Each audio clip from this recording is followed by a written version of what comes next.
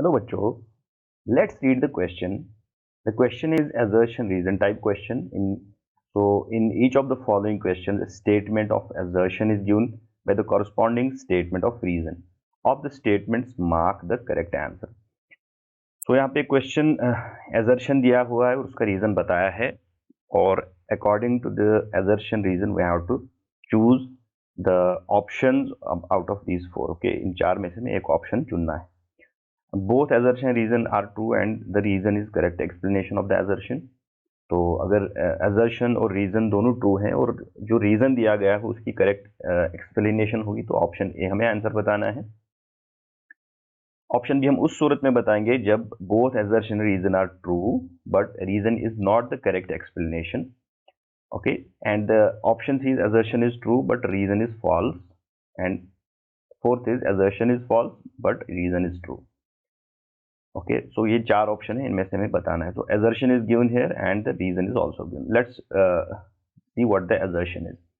So according to the assertion, the chromatography can be used to separate a mixture of the plant pigments, and the reason given is chromatography is a process of separation of components of a mixture.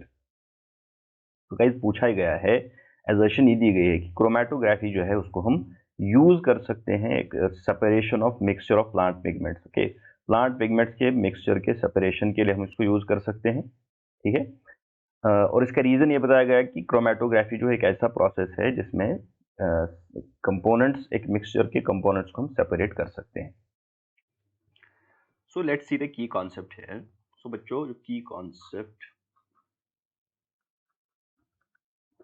Concept जो यहाँ बात हो रही है that is the technique of chromatography.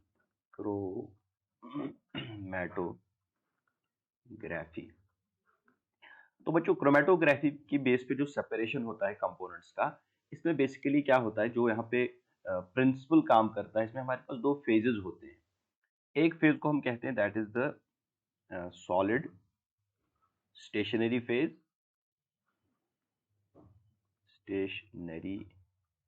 Phase, और दूसरा होता है दैट इज द लिक्विड या गैस भी हो सकता है, गैस मोबाइल फेज.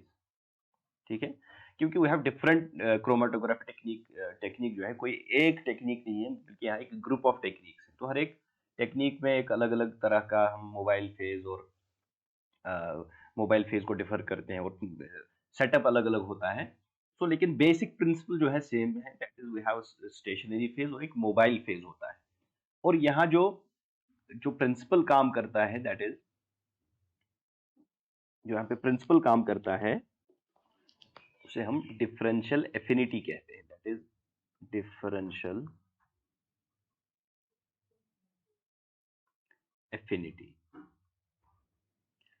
तो बच्चों, डिफरेंशियल एफिनिटी क्या है? जो हमारे पास सॉलिड फेज होता है, मींस जो स्टेशनरी फेज होता है, और जो मोबाइल फेज होता है, इनके साथ जो इंटरेक्शन कंपोनेंट्स की होती है मिक्सर की, वो अलग अलग होती है. ठीक है, तो जो स्टेशनरी फेज होता है वहां जो प्रिंसिपल काम करता है, जो प्रॉपर्टी यूज होती है, that is the property of adsorption. और जो मोबाइल फेज होता है, यहाँ पे जो प्रॉपर्टी यूज होती है, that is the property of solubility.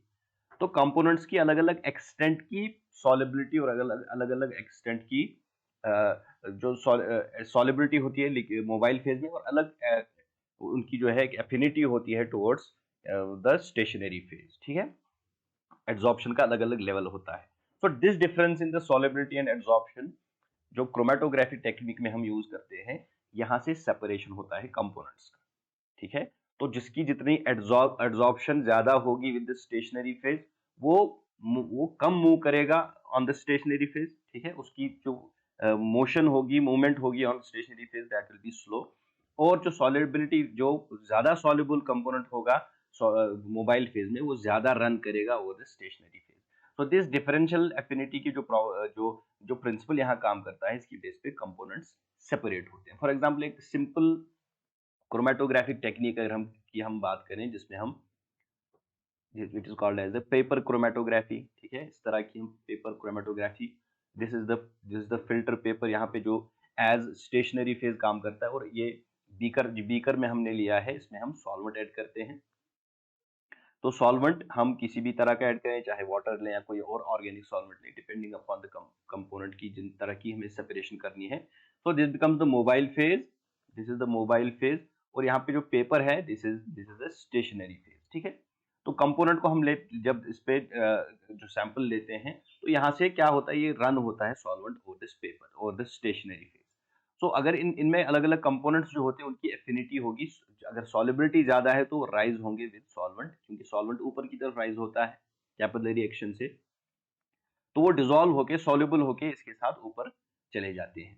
तो कुछ कंपोनेंट्स ऐसे होंगे जिनकी एड्सॉर्प्शन जो पेपर के साथ या सॉलिड फेज के साथ ज्यादा है adsorption, so they will run very slowly. तो as a result on the base of this differential affinity with the stationary and mobile phase components यहाँ पे सेपरेट होते हैं। ठीक है, तो this is the basic technique, that is the technique of chromatography.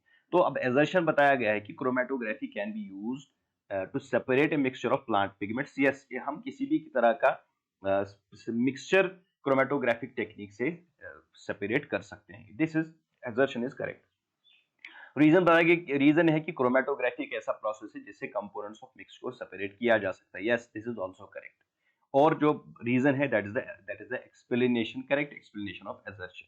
So the answer to this question is the option A, कि both assertion and reason are true, दोनों true हैं, और रीजन जो है that is the correct explanation, reason is the correct explanation for the assertion. So this is the answer to this question. Hope you understood it well. Best of luck.